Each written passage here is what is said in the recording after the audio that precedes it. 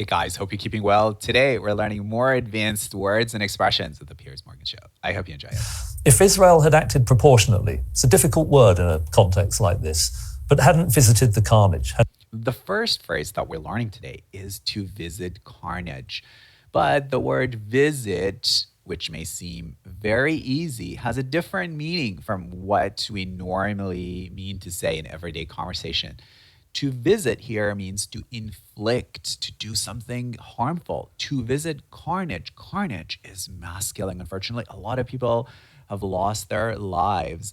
So he says that Israel has visited carnage on Gazans. So we have the expression to visit, and it typically goes with the preposition on, to visit something negative on something or someone else. Retained the support of the wider world, had gone for a rapprochement.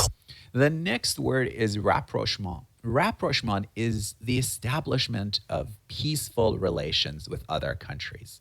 So let's imagine two countries at war or in conflict, and they decide to build a peaceful, harmonious relationship. Again, this is called rapprochement. Rapprochement. Let's go back and hear the word again. It's a difficult word in a context like this, but hadn't visited the carnage, had retained the support of the wider world, had gone for a rapprochement, an accord with Saudi Arabia. It already had the Abraham Accords. Most moderates. Abraham Accords, this refers to a formal agreement between Israel and Arab nations. Abraham Accord. Sunni opinion was in favor of more harmony between the Arab world and Israel. Most of these Arab governments are relatively moderate. Just think of that, how Iran would have been isolated, the collateral that Israel could have brought to bringing peace to the region. And what's happened instead? This overreaction, the inflamed conversation that we're listening today. The next word is inflame, which means to set something on fire. When conversations are inflamed, you can imagine, they are very heated. They're intensified. People would rarely agree on different matters. So these are inflamed conversations. Ever more entrenched positions. And the next word is entrenched, and he uses this word to talk about a position. This is someone's opinion. So he says that positions are ever more entrenched. People are very stubborn. They won't change their minds. So if you're in a debate with someone, you give them evidence, but they still stick to their positions, you could say that they have an entrenched position. Pay attention to the pronunciation of this word. It's an adjective with a t sound at the end. Let's go back and hear these words. Bringing peace to the region. And what's happened instead?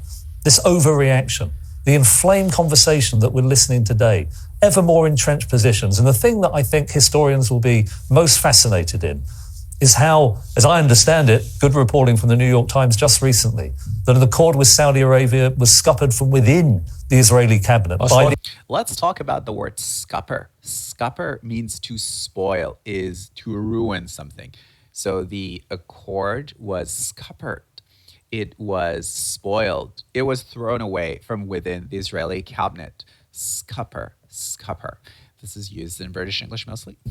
Is how, as I understand it, good reporting from the New York Times just recently, that an accord with Saudi Arabia was scuppered from within the Israeli cabinet by Smotrich and the extremists, who have every incentive to keep this war going because of their really quite horrific objectives, and Netanyahu's personal political interest of obfuscating a trial for corruption.